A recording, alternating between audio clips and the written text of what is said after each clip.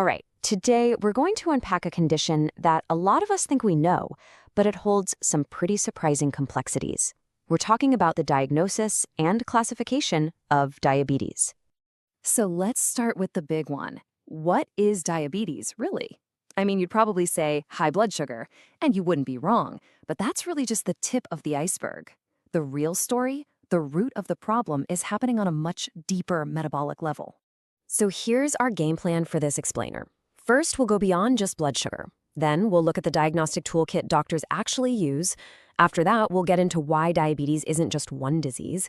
We'll also break down that crucial warning sign, prediabetes. And finally, we'll uncover all the ways diabetes can show up in disguise. Okay, let's dive right in. Section 1, beyond blood sugar.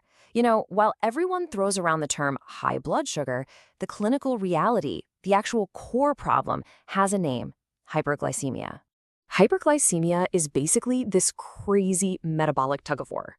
Your body's cells are literally starved for energy because they can't use the glucose that's available.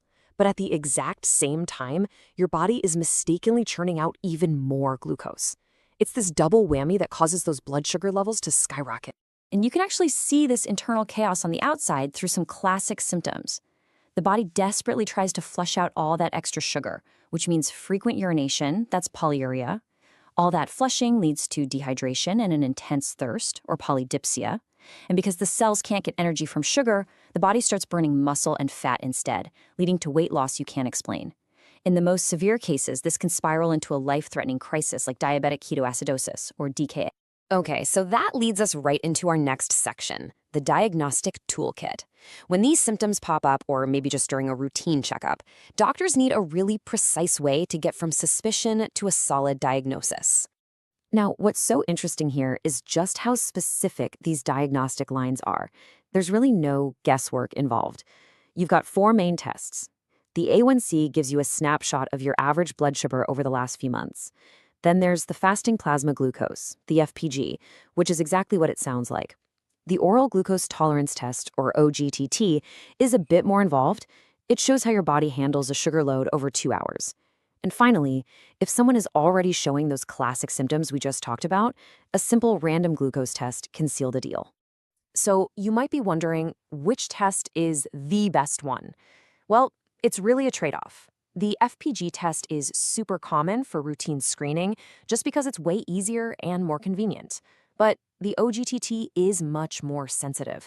It's way better at catching cases of diabetes that the fasting test might actually miss, which is why it's preferred for some specific conditions, like cystic fibrosis-related diabetes.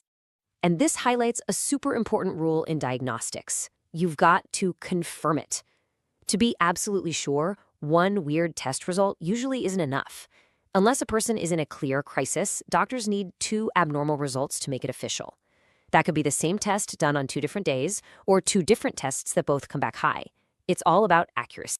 All right, let's move on, because once you have that diagnosis, the story gets even more complicated. This is where we need to debunk the huge myth that it's just type 1 versus type 2. I mean, this quote from the American Diabetes Association says it all. The old school idea that type 1 is a kid's disease and type 2 is an adult's disease, it's just not accurate. Both of them can and do show up at any age, which makes figuring out which one is which so incredibly important. See, the real dividing line isn't age at all. It's what's happening deep inside your body. Type 1 is an autoimmune attack, where the body literally destroys its own insulin-making cells. This leads to an absolute lack of insulin, and it usually hits fast and hard. Type 2, on the other hand, is more of a slow burn. It's a progressive disease where the body either doesn't make enough insulin or can't use it properly. It can creep up so slowly that it goes undiagnosed for years.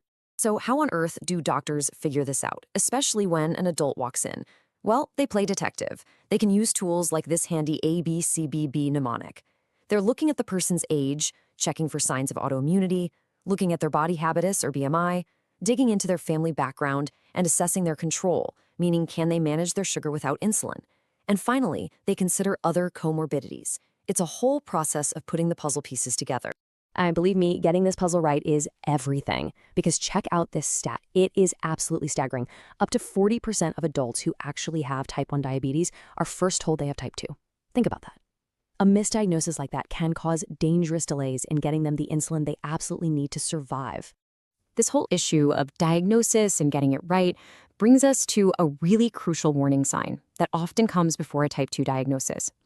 So our fourth section is all about understanding prediabetes. Prediabetes is pretty much exactly what it sounds like.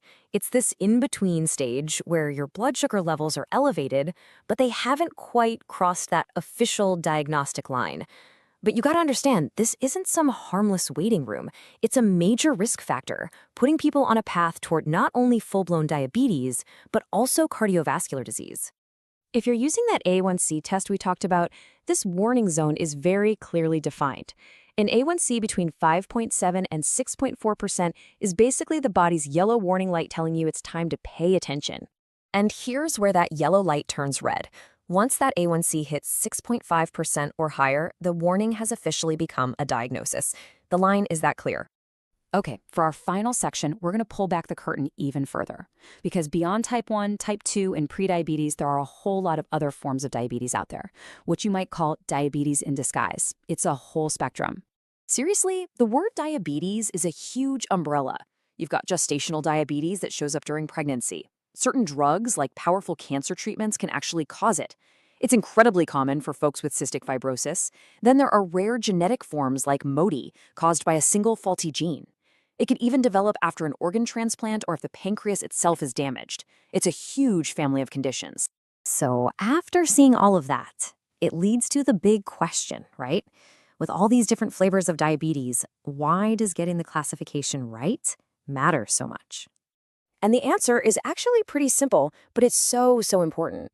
Getting the classification right is the absolute first step toward personalized management. You don't treat a genetic form of diabetes the same way you treat type 2. Every single one of these diagnoses demands its own unique, tailored approach.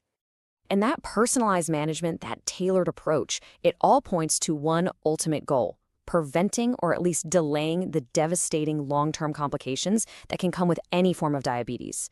We're talking about serious damage to the eyes, which is retinopathy, nerve damage, neuropathy, and kidney disease. Getting the diagnosis right from the very beginning is the single best defense we have. So, I'll leave you with this to think about. We've seen that diabetes isn't this one single thing. It's a massive spectrum of different conditions. Knowing that, how should we, as patients, as doctors, as scientists, rethink our entire approach